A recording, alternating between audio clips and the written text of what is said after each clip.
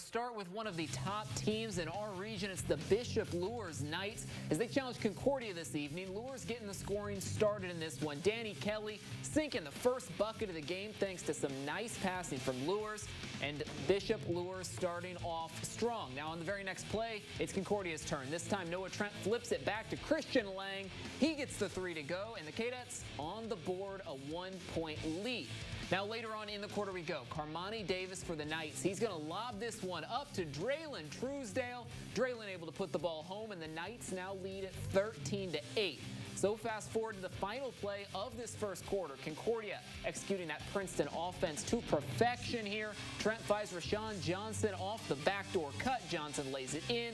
That is right at the buzzer too. And now Luers would maintain the lead, and they'd ultimately build it. In the end, it's the Knights coming away with that 20-point dub at Concordia.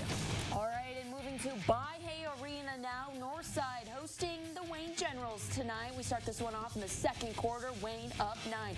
Preston Comer with a three-pointer there for the Generals. They lead it 33-21 at that point. And a few plays later, Northside can't complete the dunk, so the Generals say, let me show you how it's done. Comer with the emphatic slam here. Look at him go. Wayne then leads it by 14. Northside getting in on the action now, and here's a nice little mid-range jumper from Max Goheen to cut into the Generals' lead.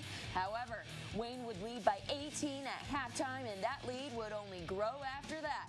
Third quarter now, Shane Rogers.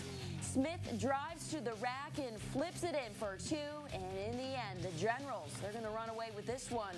Wayne posts a 37-point victory, advancing to 9-3.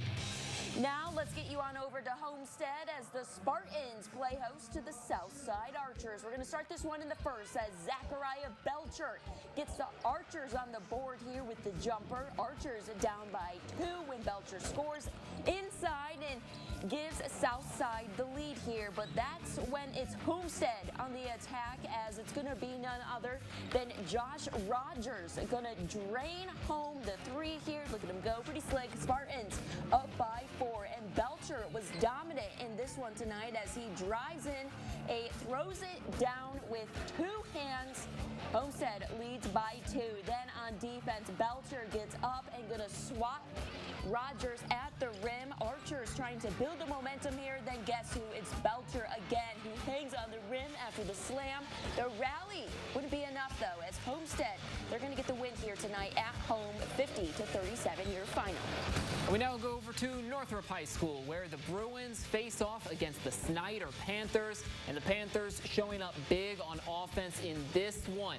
They strike first, the rebound by Tyrell Hogue, quick pass to Xavier Wilson, and Wilson sinks the 3. 3-0 Panthers. That's how we start this game. Next up, we've got the offense weaving around the defenders a few times. Passing around the horn we go, and it's Wilson again for 3. This one makes it an 8-4 game here as the Panthers passing once again, just going back and forth around the horn. Everybody getting a touch here until, guess who?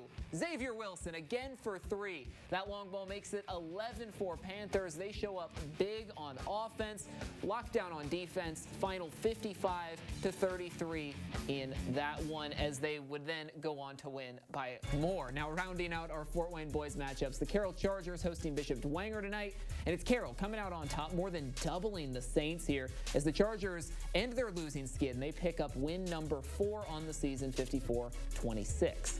Now let's head out west and take a look at this powerhouse matchup right here. Top 12 ranked Warsaw hosts Northridge, one of the last undefeated teams in the state, but undefeated no more. The number 6 ranked Raiders fall in the Tiger Den as Warsaw picks up that huge win, 64-59 the final.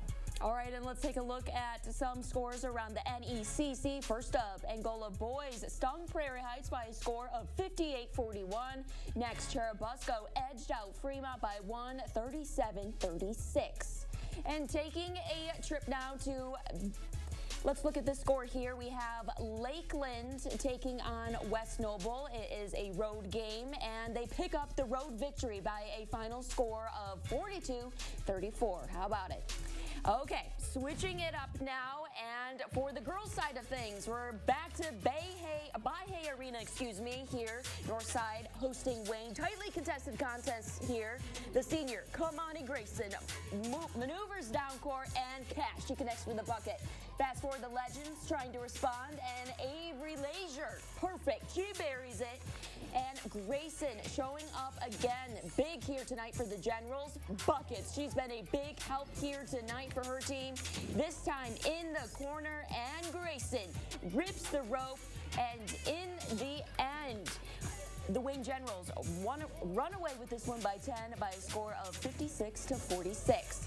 Moving right along, making the short trek over now to Concordia Lutheran, where the Cadets are facing off against Bishop Luers. And it's the pass inside to Sydney Blackwell for Concordia, and she lobs it in for two. Close game here tonight. And it's going to be Reese Roadhamel.